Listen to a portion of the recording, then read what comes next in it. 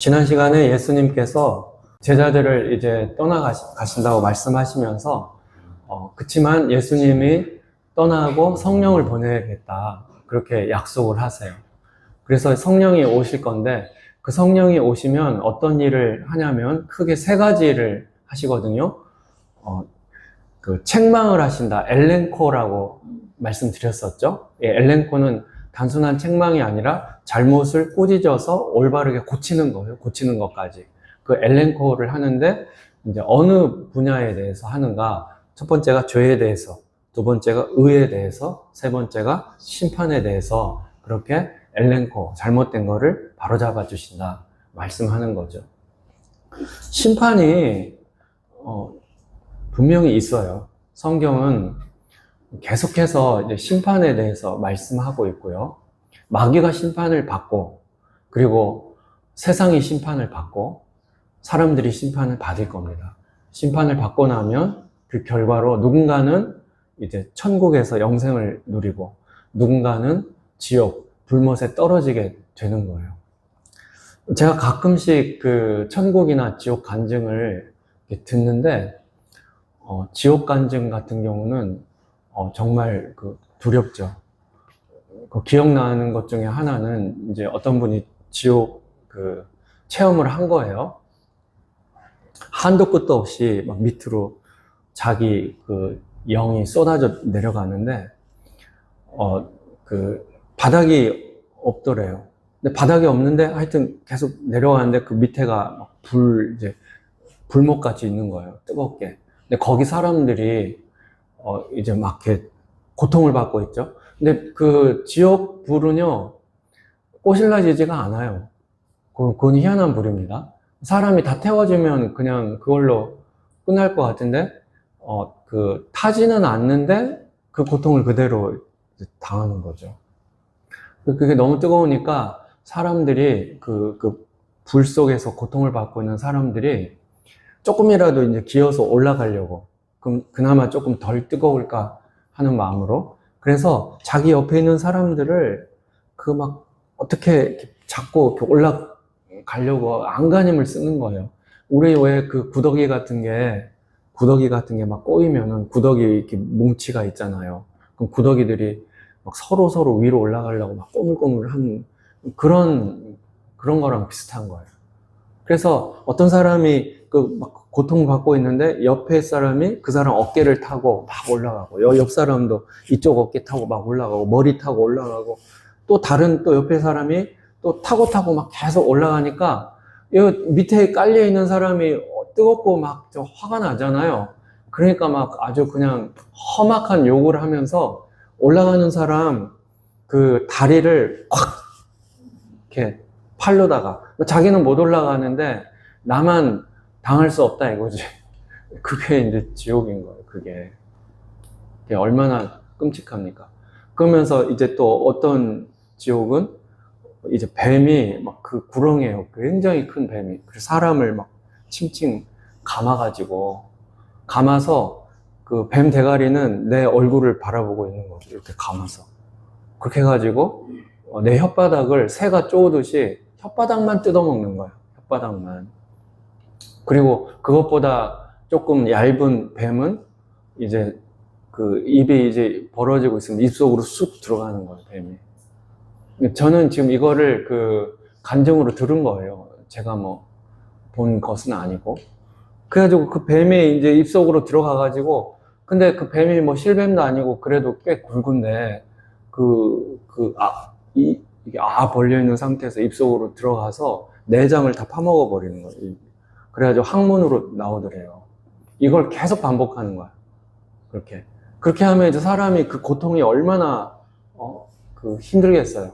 그렇게 하다가 그게 조금 지나면 다시 이제 또 원상복귀 되는 거예요. 몸에 이렇게 아물어지면. 뱀이 또 그렇게 하고. 이거를 무한 반복하는 거죠.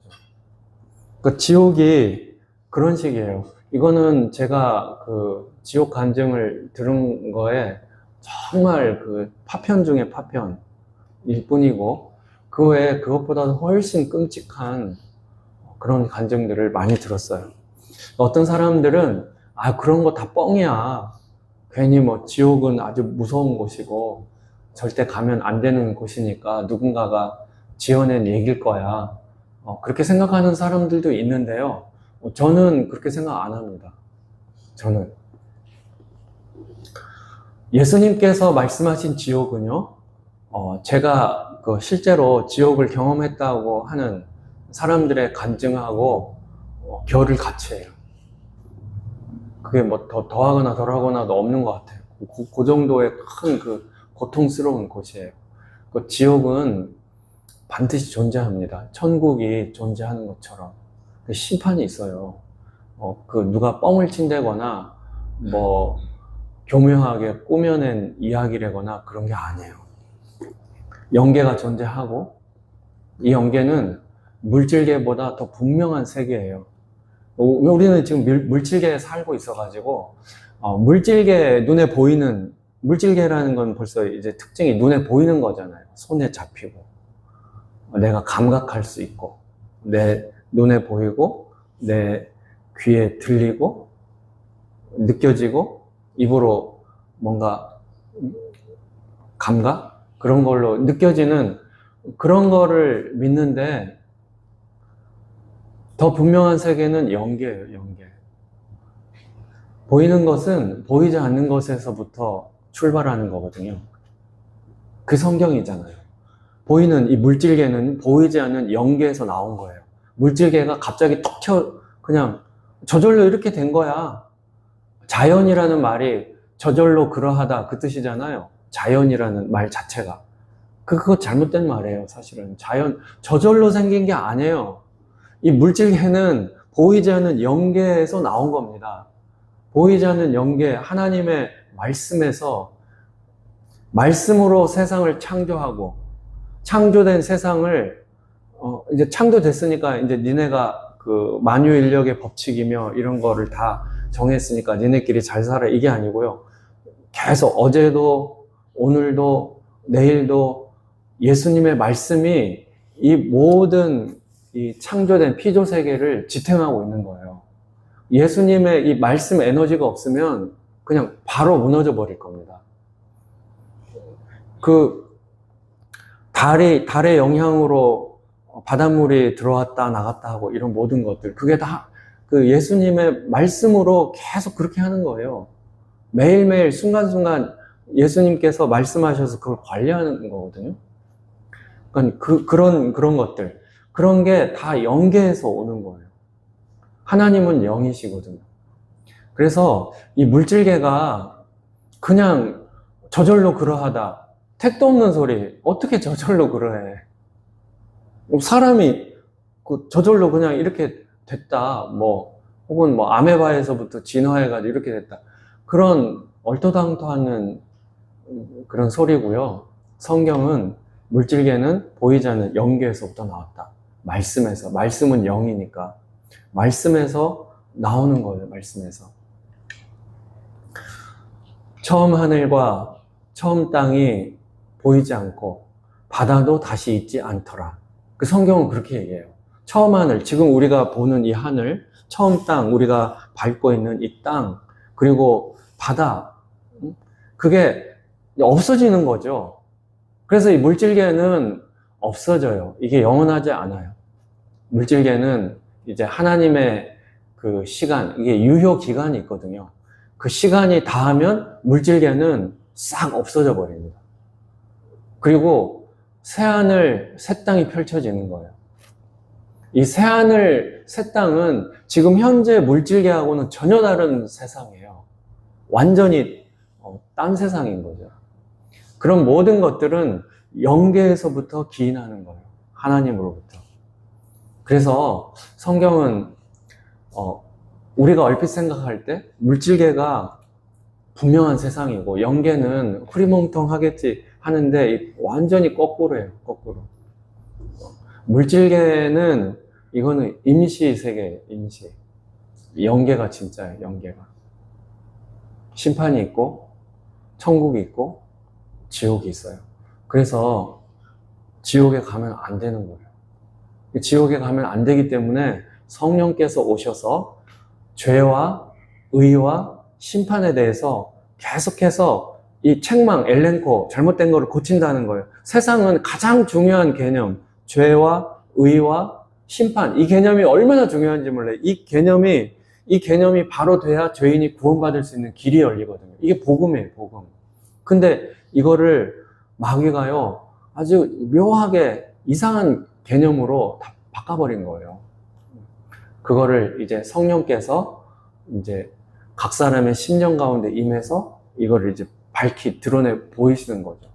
진리를 깨달아 알게 하시고, 그래서 결국 예수를 주로 시인하게 만드는 그 사역을 성령이 하시는 거예요. 그래서 성령을 진리의 영이라고 하는 겁니다. 가장 본질적이고 가장 중요한 사역인 거죠. 자, 그러면서 이제 예수님이 이렇게 말씀하세요. 오늘 본문 16장 16절 보세요. 16절. 조금 있으면 너희가 나를 보지 못하겠고 또 조금 있으면 나를 보리라 하시니 제자 중에서 서로 말하되 우리에게 말씀하신 바 조금 있으면 나를 보지 못하겠고 또 조금 있으면 나를 보리라 하시며 또 내가 아버지께로 감이라 하신 것이 무슨 말씀이냐 하고 또 말하되 조금 있으면이라 하신 말씀이 무슨 말씀이냐 무엇을 말씀하시는지 알지 못하노라 하거늘. 그러니까 지금 이 부분은 지금 제자들이 예수님께서 성령께서 어떻게 하신다, 그리고 성령이 오신다, 조금 있으면 너희가 나를 보지 못하고 그리고 또 조금 있으면 나를 볼 거다 하는 이런 예수님의 말씀을 좀 이해를 못하고 있는 거예요, 제자들이. 지금 예수님 조금 있으면 제자들을 떠나셔야 되거든요. 십자가 지러 가셔야 돼요. 근데 그 직전까지도 지금 제자들이 예수님 말귀를 잘 못 알아듣는 거예요. 당장 조금 있으면 너네가 나를 못 봐. 왜냐면 예수님이 이제 로마 군병들한테 잡혀갈 거거든요. 이제 못 봐요. 그리고 십자가 지시고 이제 죽으셔야 돼. 그럼 못 봐요. 근데 또 조금 있으면 나를 볼 거야. 이제 3일 후에 부활하시거든요. 그래서 지금 이런 모든 것들이 예수님은 십자가와 부활, 승천, 성령 강림 이런 것에 대해서 지금 계속해서 되풀이하면서 말씀을 하시는데 지금 제자들은 지금 이걸 깨닫지를 못하고 있어요. 그래서 예수님 말씀이 너무 어렵다. 이게 대체 뭔 말이냐. 당장 조금 있으면이라는 게 무슨 뜻일까? 조금 있으면이라는 게 1시간 후에도 조금 있으면이고 한 1년 후에도 조금 있으면 뭐 이렇게 또 할 수 있거든요. 이게 뭔 말이냐 막 지금 이러고 있어요. 19절. 예수께서 그 묻고자 함을 아시고 이르시되 내 말이 조금 있으면 나를 보지 못하겠고 또 조금 있으면 나를 보리라 함으로 서로 문의하느냐. 내가 진실로 진실로 너희에게 이르노니 너희는 곡하고 애통하겠으나 세상은 기뻐하리라. 너희는 근심하겠으나 너희 근심이 도리어 기쁨이 되리라. 여자가 해산하게 되면 그때가 이르렀으므로 근심하나 아기를 낳으면 세상에 사람 난 기쁨으로 말미암아 그 고통을 다시 기억하지 아니하느니라. 지금은 너희가 근심하나 내가 다시 너희를 보리니 너희 마음이 기쁠 것이요 너희 기쁨을 빼앗을 자가 없으리라. 이제 예수님께서 그래서 제자들이 지금 웅성웅성하고 말귀를 못 알아들으니까 이제 좀 더 자세하게 얘기하시는 거예요. 그러니까 결국 예수님의 말씀은 지금 십자가를 얘기하는 거예요. 이제 십자가를 질 거다. 그렇지만 내가 부활한다. 부활하니까 조금 있으면 나를 못 봐도 조금 또 기다리면 나를 볼 거야. 부활하니까요. 그리고 승천할 것에 대해서, 성령을 보낼 것에 대해서, 요거에 대해서 지금 이제 계속 또 이어서 설명을 하고 계신 겁니다. 지금 제가 방금 얘기한 십자가, 부활, 승천, 성령 강림, 요거는 이제 제자들이 조금 있으면 경험할 역사적 사건이에요. 근데 인류 역사에서, 6,000년 인류 역사에서 가장 중요하고 가장 놀라운 사건, 그거는 요 4가지예요. 십자가, 부활, 승천, 성령 강림. 이 가장 중요하고 가장 놀라운 사건을 이제 조금 있으면 이 제자들이 경험하게 되는 거죠. 그래서 이것에 대해서 제자들이 경험할 거기 때문에 바로 그 부분을 예수님이 얘기하시고 이게 대체 어떤 의미인지를 지금 제자들한테 깨닫게 해주려고 자꾸 예수님께서 말씀하고 계신 거예요. 이게 엄청나게 중요한 거죠. 지금 이거는 이제 제자들이요, 채 2달도 되지 않는 시간에 이 중요한 4가지 사건이 다 일어날 거거든요. 2달도 되지 않는. 성령 강림 요것도 뭐 오순절에 일어나는 거니까 2달도 안 되는 거예요. 지금 예수님이 말씀하시는 이 시점에서부터. 그래서 이게 지금 굉장히 그 가장 중요한 이제 시간대를 조금 있으면 제자들이 이걸 다 지나가야 되니까 예수님께서 계속 그 강조를 하는 거예요. 근데 이 4가지 사건을 통해서 인류의 역사는 그동안은 죄와 저주, 사망의 역사였던 거죠. 아담의 그 죄와 저주에 의해서 모든 인류가 그냥 엉망이 돼버린 거예요. 근데 이 저주의 사슬, 이 죄의 사슬을 완전히 끊어버리고 인류가 자유를 얻을 수 있는 그 강력한 역사적 사건, 그게 십자가, 부활, 승천, 성령 강림, 요 4가지 사건이에요. 그 첫사람 아담이 잘못해가지고 모든 인류에게 그냥 그 저주가 계속 임해가지고 그냥 그 오랜 세월을 가는 모든 것들을 다 끊어낼 수 있는 그런 놀라운 변화, 그런 역사적 사건, 그걸 예수님께서 말씀하고 있는 거죠. 이게 그 죄와 저주와 그런 사망, 이런 역사가 의와 승리와 생명, 부활의 역사로 완전히 바뀌어버려요. 이렇게 되면. 이게 중요하니까 이사야가 이 부분을 예언하거든요. 요거를 한번 볼게요. 1026페이지. 이사야 48장. 1026페이지. 이사야 48장 6절 봐보세요.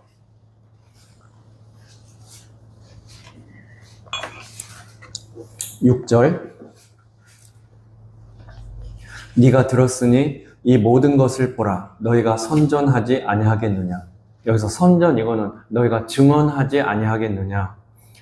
이제부터 내가 새 일, 곧 네가 알지 못하던 은비한 일을 네게 듣게 하노니. 은비한 일을 이제 듣게 하겠다, 말하겠다, 이 소리예요. 은비는 이제 은밀하고 비밀한 일이다.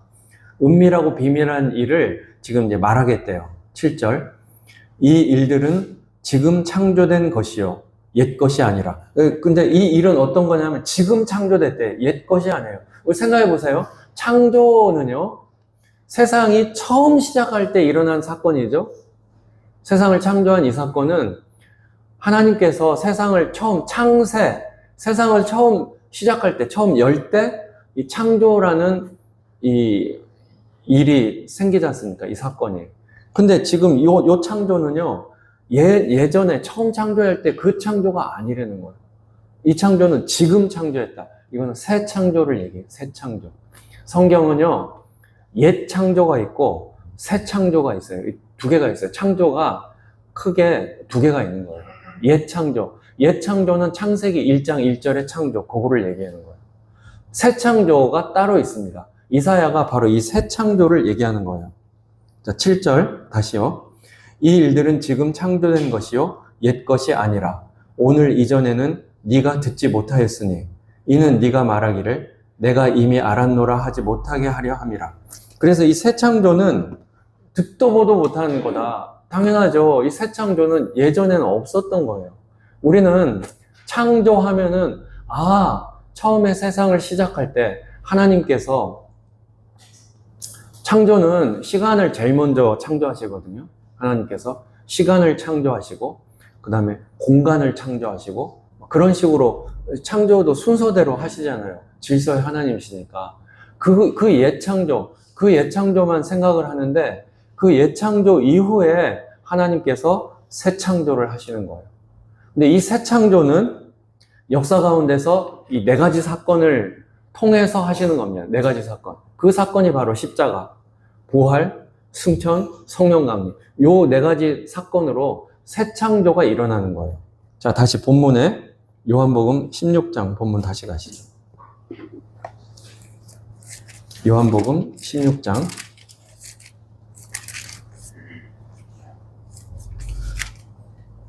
그래서 이 새 창조는 고린도후서 5장에도 그렇게 나오죠. 그러므로 그리스도 예수 안에 있으면 새로운 피조물이라 이전 것은 지나갔으니 보라 새 것이 되었도다. 그렇게 나오죠. 고린도 후서 5장에 나와요. 5장에. 이전 것은 지나갔으니 보라 새 것이 되었도다. 이 새 것이 새 창조를 얘기하는 거예요. 예전에 내가 예수님도 모르고 내 마음대로 내 멋대로 살던 내 모습은 이전 것이죠. 그런데 어느 날 하나님의 은혜가 임해서 내가 예수님을 내 인생의 주인으로 모시는 거예요. 그게 새 창조예요. 새 것이 되었도다. 새 창조. 이 새 창조가 얼마나 놀라운지 몰라요. 그 성경에서 그 이사야서부터 그 새 창조를 계속해서 얘기를 이제 하는 거죠. 새 창조를 경험하지 않으면 어떤 누구도 구원을 받을 수가 없어요. 예전에 우리가 그 땅에서부터 태어난 그런 생명으로는요, 천국에 못 갑니다. 천국은 하늘에서부터 내려와야 돼. 하늘에서부터 내려오는 생명을 받아야 구원을 받는 거예요. 이거를 그 거듭남이라고 하는 거죠. 요한복음 3장에 나와요. 요한복음 3장에 거듭남. 거듭남은 그래서 그 하늘로부터 내려오는 거를 받는 거예요. 땅으로부터 오는 거는 우리가 어머니의 자궁에서 다 나왔잖아요. 그런 그 자연인의 생명으로는요, 안 되는 거예요. 새 창조가 일어나요. 새 창조가 일어나는 이 생명은 하늘로부터 내려오는 그 새 창조의 역사. 그게 이제 있어야 되는 거예요. 그거를 구원이라고 하는 거거든요. 근데 이 새 창조는 뭐 그냥 어쩌다 보니까 생겼다. 그렇지가 않고 이 새 창조를 하기까지 예수님 그분은 어떻게 하냐? 십자가를 지고 부활하시고 승천하시고 성령을 보내신다니까요. 이게 바로 이제 새 창조를 이루는 강력한 사건들이에요. 그 인류의 역사가 요 네 가지 사건으로 완전히 그 전과 후가 바뀌어 버리는 거예요. 전과 후가. 그러니까 얼마나 이거는 뭐 인류의 역사뿐만 아니라 그 우주의 역사, 그 모든 것들을 다 이렇게 갈라버리는 거죠. 이 전과 후로. 그러다 보니까 이 새 창조를 이루신 예수님이 그 수고가 이만저만이 아니에요. 그걸 이렇게 얘기합니다. 21절, 요한복음 16장 21절. 예수님이 말씀하세요. 여자가 해산하게 되면 그 때가 이르렀으므로 근심하나 아기를 낳으면 세상에 사람 난 기쁨으로 말미암아 그 고통을 다시 기억하지 아니하느니라. 그래서 예수님께서 새 창조를 이렇게 쭉 말씀하시면서 갑자기 여자가 아기 낳는 얘기를 하시는 거예요. 왜 이 얘기를 하냐면 여기서 이 여자는 그러니까 예수님을 얘기하는 거예요. 예수님의 그 마음을 지금 표현하는 거죠. 여자가 이제 해산하게 되면은 이제 아이를 이제 임신했다가 이제 해산하게 되면 어떻게 해놨지? 막 이제 겁나기도 하고 막 그렇잖아요. 좀 두렵기도 하고 우리 자매님들은 경험을 하셨지 않습니까? 이게 쉽지가 않아요. 근데 근심은 하지만 이제 막상 애를 낳으면 여기 아기를 낳으면 세상에 사람 난 기쁨으로 내 자녀가 태어났으니까 얼마나 기쁩니까? 세상에 사람 난 기쁨으로 말미암아 그 고통을 다시 기억하지 아니하느니라. 그래서 그 전까지 애 낳기 전에 막 그 10달간 아이 그 임신해가지고 뱃속에 넣고 다니는 게 얼마나 그게 힘든 일이겠어요. 그래가지고 왜 처음에 첫 아이 임신해서 나중에 고생해가지고 애 낳으면 내 2번 다시 애 낳나 봐라 막 그런다며요. 근데 또 아이가 막상 태어나가지고 그 아이의 모습 보면은 막 사랑스럽고 하니까 또 애 다시 이제 둘째도 낳고 셋째도 낳고 그렇게 하는 거잖아요. 그 고통을 다시 기억하지 않는 거예요. 지금 예수님의 상황을 얘기하는 거예요. 예수님의 상황. 새 창조를 이루시는 예수님. 그러니까 십자가를 지시고 부활하시고 승천, 성령 강림. 이것은 마치 여인이 생명을 그 세상에 해산하기 위해서 10달간 그 뱃속에 이렇게 품고 있다가 낳는 그 과정, 그거예요, 그거. 그러니까 그 과정을 예수님께서 하시는 거죠. 창조에서 처음, 그러니까 예창조, 창조에서 정말 핵심은 하나님이 생명을 창조하신 거예요. 하나님이. 그 창조에서 이렇게 보면은요, 잘 보시면은 하나님 창조한 건 다 중요해요. 다 중요해. 다 중요한데 진짜 중요한 것들은 뒤에 있습니다. 뒤에. 이렇게 뒤에다가 다 가요. 그래서 하나님의 그 창조물 중에 맨 나중에 창조된 존재가 사람이에요. 왜 맨 꽁지냐? 학교 가면 성적 꼴찌 좋지 않잖아요. 근데 이 창조는요, 꼴찌가 최고예요. 하나님이 가장 소중하게 여기는 그 존재를 맨 나중에 창조하는 겁니다. 그래서 앞에는 생명이 없는 것을 창조해요. 앞에는. 근데 이게 이제 뒤로 갈수록 생명이 있는 것을 창조하는 거예요. 우리는 다람쥐 한 마리, 파리, 모기. 그게 우리한테 무슨 가치가 있어?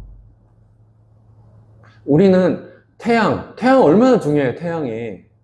그렇지 않아요? 우리 기준. 하나님 기준은 해와 달과 별보다 생명이 소중해요. 이게 하나님 기준이에요. 모기 한 마리가 더 소중하다니까, 저 해보다. 말이 돼, 이게? 말이 돼? 말이 돼요. 그게 성경이라고, 그게. 로카탈 그러잖아요. 그래서 죽이지 마라. 그렇다고 모기 죽이면 안 돼.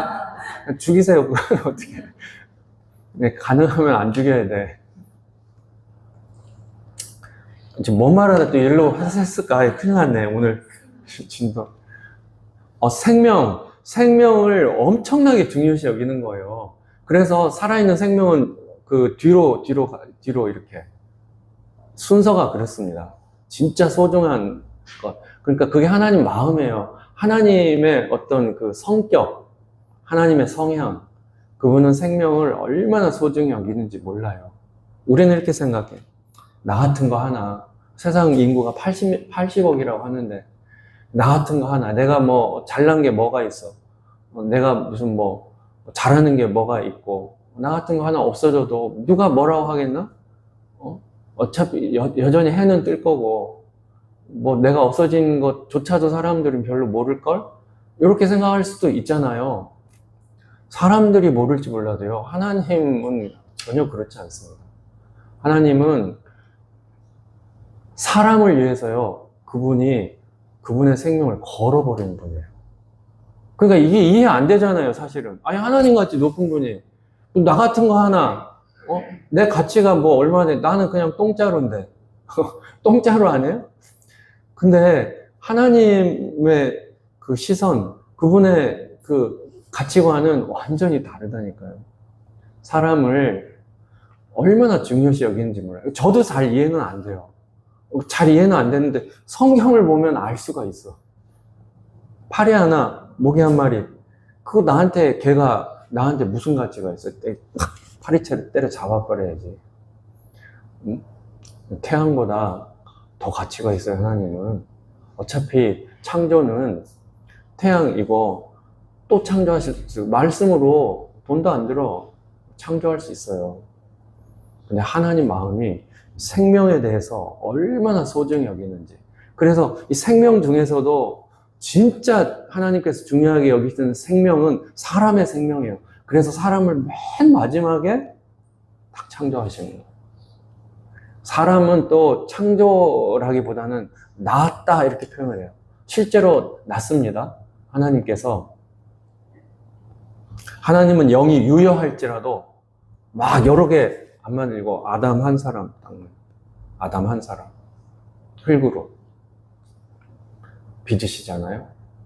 그러면서 속사람은 창조하는 게 아니라 하나님의 숨결을 부르는, 성경에 이게 또 이렇게 설교가 가네요. 이거 어쩔 수 없어요. 이게 중요하니까. 숨결을 불었는데 이 숨이 영입니다. 숨이 히브리어로 루아흐. 이게 영이에요. 이게. 그러니까 이거는 그냥 뭐 바람 불고, 바람도 영이에요. 그런 차원이 아니고 하나님의 그 일부가 사람에게 들어가는 거예요. 그러니까 이거는 뭐 창조가 아니라고, 그냥 하나님의 것이, 사람 엄마의 뱃속에서 자녀가 나오듯이 그거예요. 왜 하나님께서 사람을 그 엄마에게서부터 엄마의 자궁을 통해서 그렇게 해가지고 나오게 했을까요? 이 기원이 창세기 앞부분에 아담을 하나님이 창조할 적에 하나님의 숨결을 흙으로 이렇게 껍데기 만들고 그 속에다가 훅 불어넣은 거예요. 알맹이가 진짜거든, 알맹이가. 그게 여자가 자기 속에서 생명을 밖으로 탁 배출하는 그 모티브가 그거예요. 이게 모티브라고. 이렇게 가는 거예요. 그러니까 우리는 엄마가 아기를 낳으면, 아이고, 내 새끼, 내가 낳았어. 나와의 관계성이 얼마나 돈독합니까? 일촌 되는 거예요. 일촌 먹는 거잖아요. 그 모티브가, 그 오리지널이 하나님께서 아담 껍데기 만들고 그 속에다가 내용물을 훅 불어넣은 그거라니까요. 그러면서 오늘날 내가 너를 낳았도다, 이렇게 얘기하는 거잖아요. 그럼 뭐가 진짜겠어요? 뭐가 진짜예요? 우리가 하나님의 자녀라는 게 더 진짜야. 내가 제 아버지의 아들이라는 그것도 진짜지만, 그것보다 더 진짜는 당신이 하나님의 자녀라는 게 더 진짜라니까요, 그게. 근데 이거를 마귀한테 이게 꿈에 빠져가지고, 나는 그냥 어차피 던져졌다, 이 세상에. 이렇게 생각하고 막 방황하잖아요, 사람들이. 얼마나 참 안타깝습니까? 이제 돌아가야 될 텐데. 큰일 났네. 근데 지금 조금 전에 제가 얘기한 거 무지하게 중요한 겁니다. 이거 되게 중요해요. 지금 성령이 역사하신 것 같아요. 지금 설교 여기 없는데, 이거. 이 새 창조를, 그래서 이런 새 창조, 이 생명이, 그렇게 중요한 생명이 이제 지옥 가게 생겨서, 처음에 하나님께서 예창조를 하실 때 우리 한 사람 한 사람, 사람의 생명 그렇게 소중하게 창조하셨다고요. 얼마나 소중하게 창조한 그 생명이 다 심판받아서 마귀 따라갔기 때문에 다 지옥 가게 생긴 거예요. 그래서 하나님께서 취하신 방법은 새롭게 창조하시는 거예요. 새롭게. 그래서 이전 것은 지나갔으니 보라 새롭게 되었도다. 새 창조를 하시는 거예요. 죄값을 대신 지불하시고, 값을 지불해야 되거든요. 그래서 예수님께서 십자가를 지신 거예요. 그래서 이런 사건이 있는 거죠. 십자가와 부활과 승천, 성령 강림. 그 사건. 그래서 뭐 값도 다 지불했고요. 그 법적인 절차를 다 거치는 거예요. 그렇게 해서 이제 새 창조를 이루는 겁니다. 처음 창조해가지고 우리가 영생으로 갔어야 됐는데 이걸 실패해버렸기 때문에.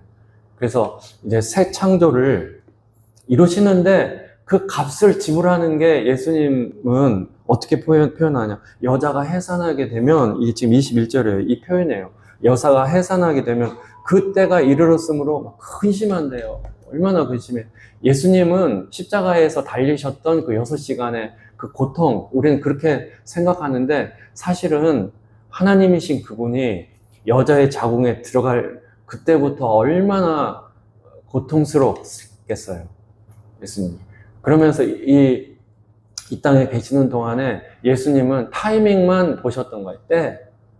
때에 대해서 계속 생각을 하신 거예요. 십자가를 지실 그때. 그걸 위해서 예수님은 왔기 때문에, 이 세상에.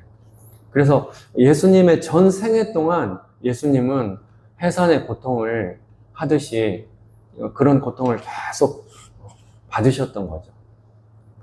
여자가 해산의 고통, 또 이 임신 10개월 동안의 그 어려움을 통해서 생명을 잉태하듯이 예수님의 그런 그 고통, 그 고난을 통해서 이제 교회, 우리가 이제 새 창조, 새 생명을 얻게 된 거죠. 자, 23절 보시죠. 23절.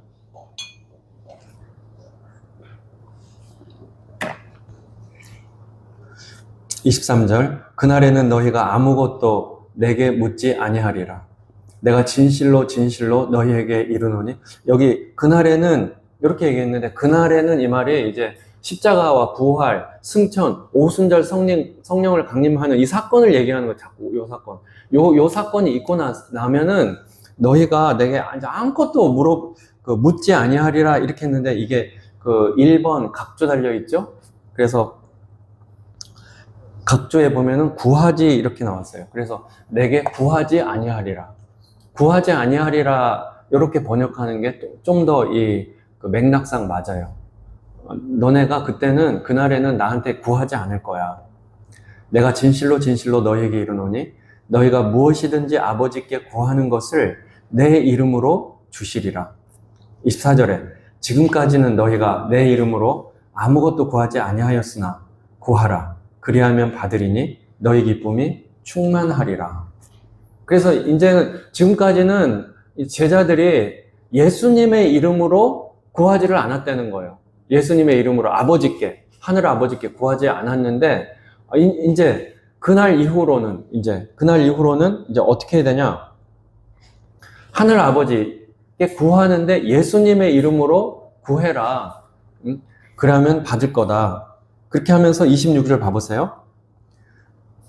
그날에 너희가 내 이름으로 구할 것이요 내가 너희를 위하여 아버지께 구하겠다 하는 말이 아니니. 요거는 좀 번역이 조금 마음에 들지가 않아요. 이렇게 번역해야 맞습니다.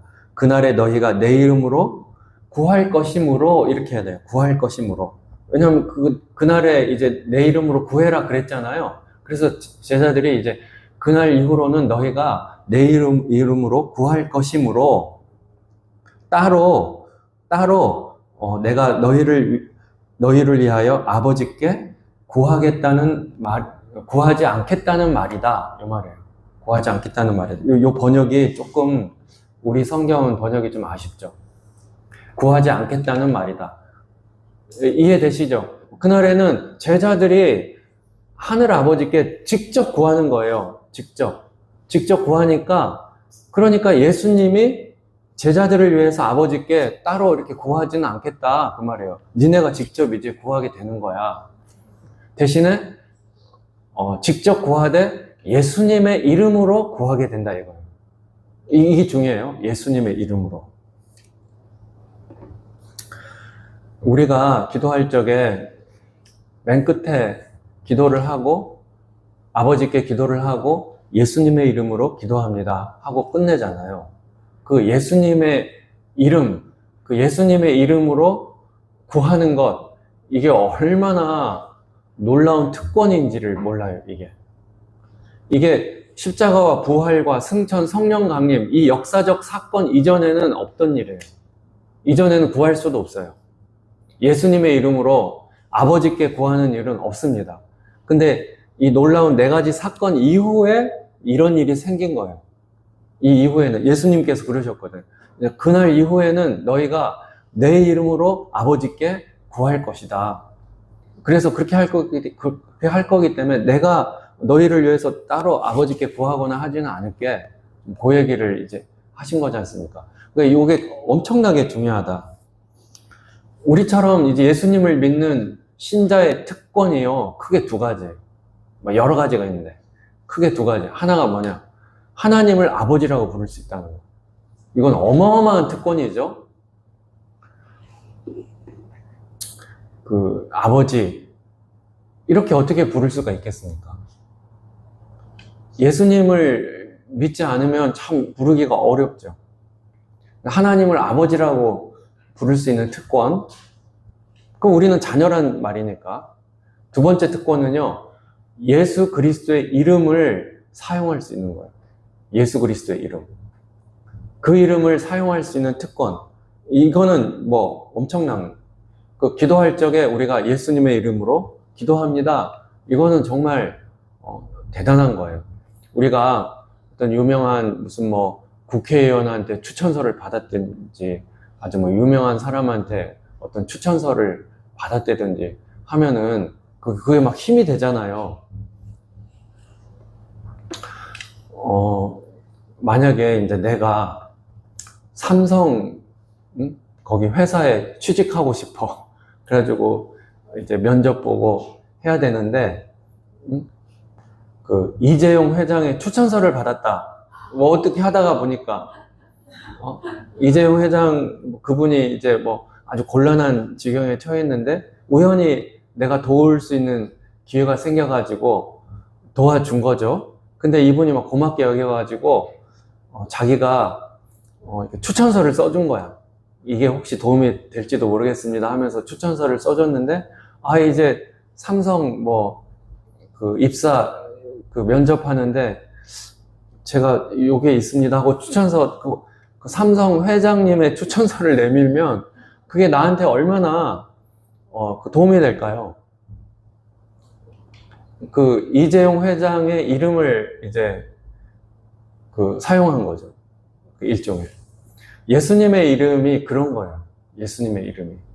우리가 아버지 하나님께 이제 기도하잖아요. 뭔가를 구하기도 하고 여러 가지 것들을 기도할 적에 그렇게 하고 그냥 끝내는 것도 뭐 나쁘지는 않습니다. 유대인들은 그렇게 기도해요.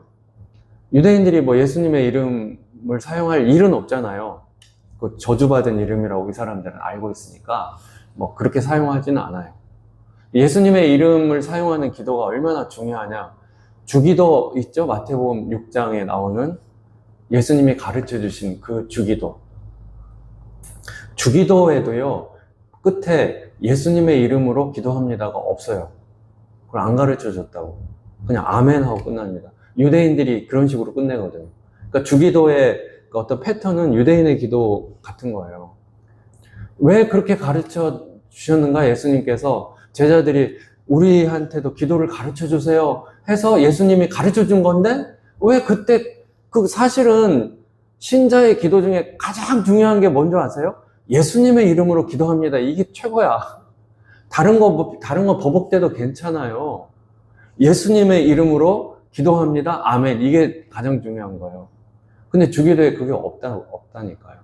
그거 왜 없냐? 그때는 아직 십자가를 지시지 않았어요. 십자가와 부활과 승천과 성령 강림. 이 사건 이후에 예수님의 이름을 쓸 수가 있는 거예요. 그전에는 안 돼, 이게. 원리가 그래, 원리가. 쓸 수가 없어요. 이제 십자가를 눈앞에 이제 보고 예수님께서 제자들한테 이제는 이후로는 요 역사적 사건 이후로는 이 이름의 권세를 니네가 쓸 수 있어. 그래서 이제부터는 너희가 내 이름으로 아버지께 직접 구해. 지금 그래서 이렇게 말씀하시는 거예요. 이게 얼마나 파격인지 몰라요. 어떻게 이럴 수 있을까? 주기도에도 없었다니까요. 근데 이제 지금 얘기하는 겁니다. 이제 내 이름으로 이제 아버지께 다 구해. 그러면 기도가요, 얼마나 처음 시작할 때 아버지 벌써 먹고 가잖아. 기도가. 아버지. 그럼 벌써 이게 하나님과 나의 관계가 딱 드러나잖아요. 아버지. 그럼 우리는 후계자 아니에요, 후계자. 자녀. 그리고 예수님의 이름으로 기도합니다. 이렇게 가면 이 기도가 천사가 이제 배달하거든요. 기도를 딱 가져갈 적에 이게 예수님의 추천서 정도가 아니에요. 예수님의 이름은 예수님이에요. 성경에서 이름은 그 인격이에요. 그냥 예수님이라고.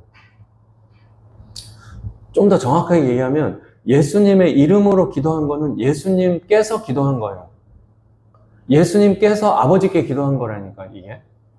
그게 예수님의 이름이에요. 우리가 복음서 이런 데 보면 예수님께서 아버지께 기도하는 장면들이 종종 나오잖아요. 예수님이 기도하시거든요, 아버지께. 그러면 그 예수님이 기도하신 그 기도가 상달이 될까요, 안 될까요? 당연히 되지. 당연히 되죠. 마찬가지로 예수님의 이름으로 기도하는 내 기도는 어떻게 되겠어요? 상달이 되죠. 예수님의 기도가 된다니까요. 내가 한 기도인데 예수님의 이름이라는 꼬리표가 들어가면 예수님이 기도하는 것과 방불을 하다니까요.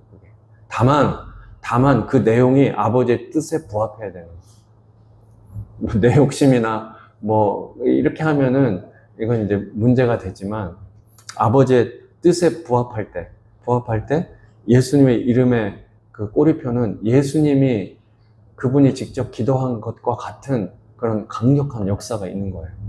그 예수님의 이름으로 하는 이 예수님의 이름을 사용할 수 있는 이 특권, 이거는 엄청난 거죠. 특별히 기도해서. 보세요. 자, 빌립보서 한번 찾아보겠습니다. 319페이지. 신약성경 319페이지, 빌립보서 2장.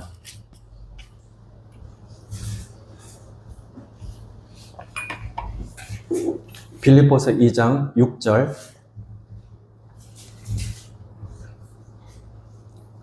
그는, 예수님을 얘기해요. 그는 근본 하나님의 본체시나. 예수님은 하나님이시거든요.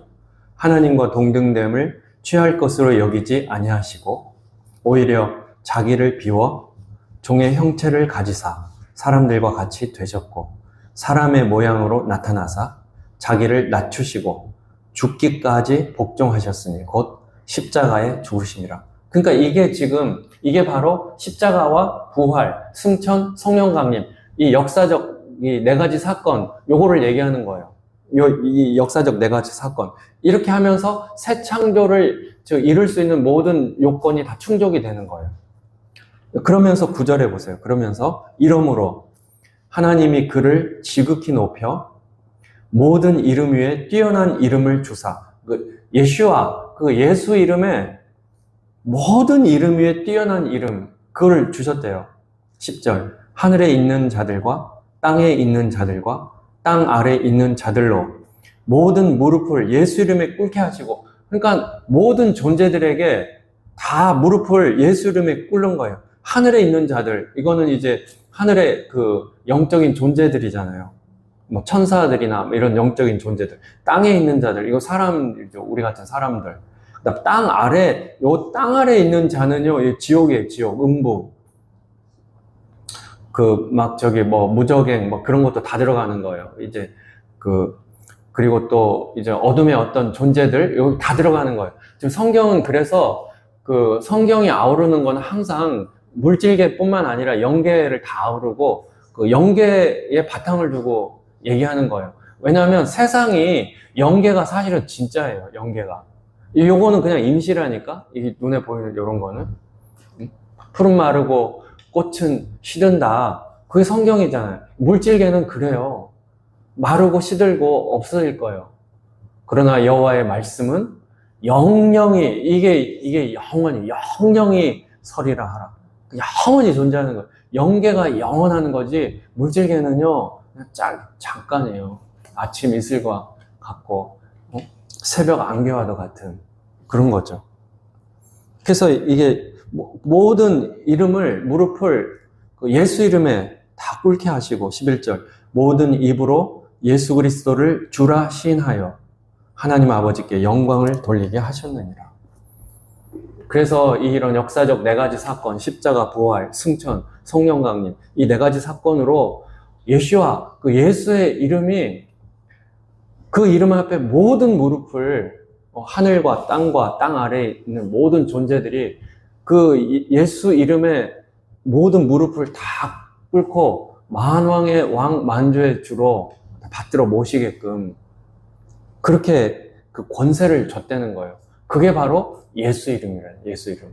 근데 바로 예수 이름, 그 예수 이름을 예수님께서 제자들에게 이제부터 너네가 이 이름을 사용해, 이렇게 얘기해요. 사용해.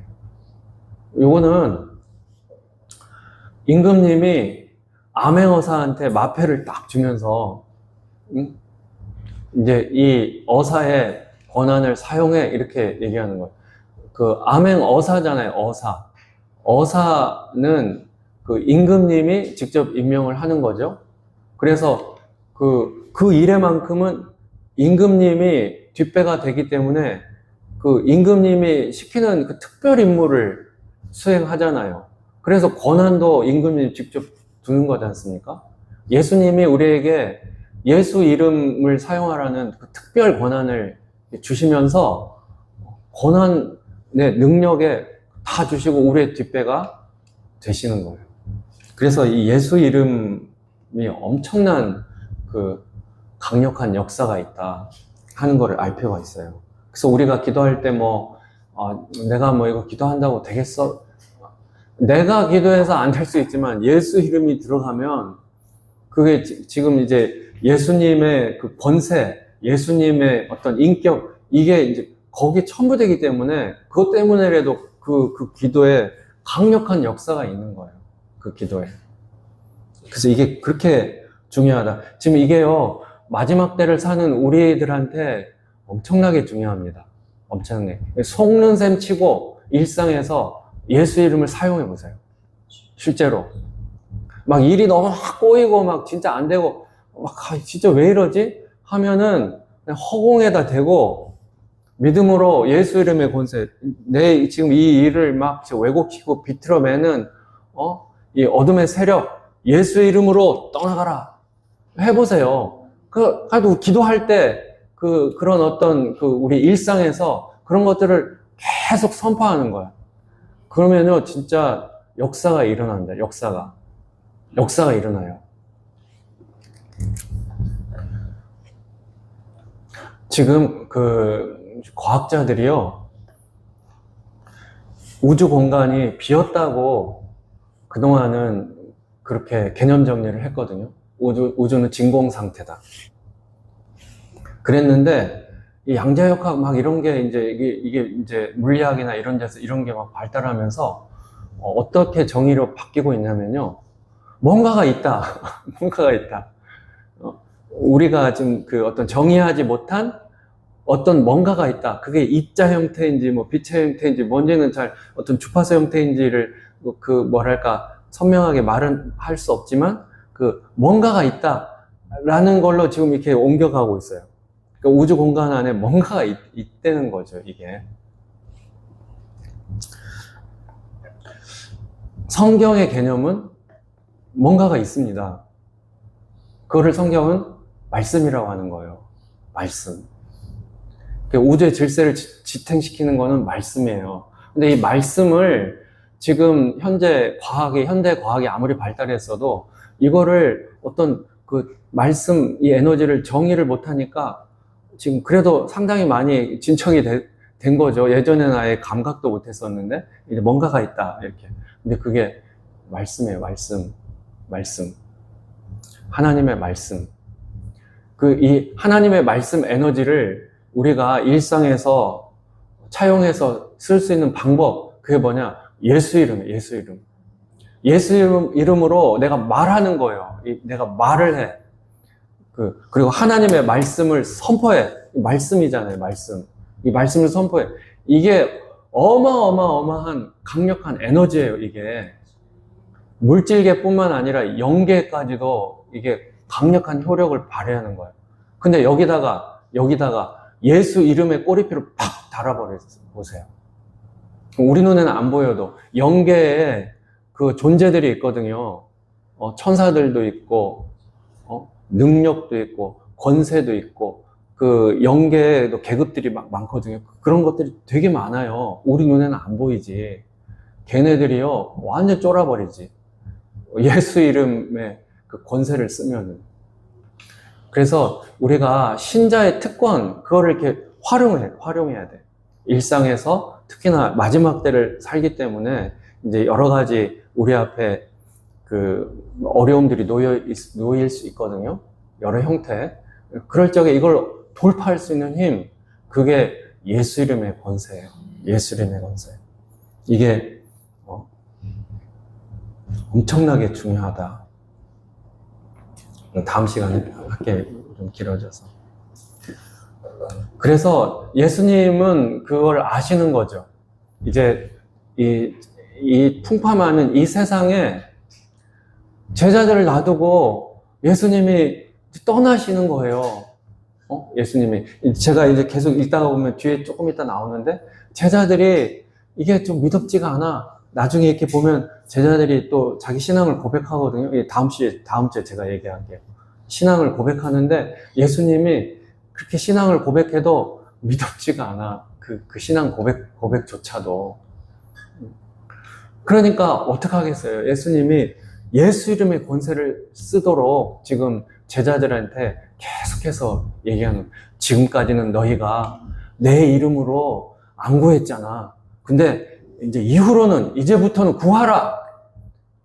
이렇게 나오잖아요. 여기 지금 오늘 그 본문 다시 가보죠. 요한복음 16장. 이 부분 한번, 이게 중요하니까요. 요한복음 16장 24절. 같이 읽겠습니다. 24절. 시작. 지금까지는 너희가 내 이름으로 아무것도 구하지 아니하였으나 구하라. 그리하면 받으리니 너희 기쁨이 충만하리라. 그러니까 이 말씀이 지금 2000년 전 제자들에게도 하신 말씀이지만 마지막 때를 사는 지금 여기에 있는 우리들에게 지금 예수님이 말씀하고 계신 거예요. 지금까지는 너희가 내 이름으로 구하지 아니하였으나, 우리가 혹시 지금까지 신앙생활 하면서 예수 이름의 그 권세, 그거를 제대로 사용을 못하고 신앙생활 했을 수도 있어요. 만약에 그런 분이 있다면은 이후로는 좀 바꿔야겠죠? 예수 이름의 권세를 더 적극적으로, 지금까지는 너희가 내 이름으로 아무것도 구하지 않았으나, 아버지께 구하지 않았으나 구하라. 그리하면 받으리니 너희 기쁨이 충만하리라. 예수님 말씀하는 거예요. 이게 마지막 때 이 어려움을 돌파할 수 있는 비결이에요, 사실은. 이게 우리가 이 어려운 지금 시절을 돌파해서 휴거에 이르는 길이기도 하고, 이게 나중에 우리가 광야를 갈 수도 있는데, 광야 생활에서 어떻게 이 광야를 견딜 수 있을까요? 이걸 돌파할 수 있는 핵심 키가 바로 이거예요. 예수의 이름. 그 예수의 이름이 우리를 영생으로 이끄는 줄 믿습니다.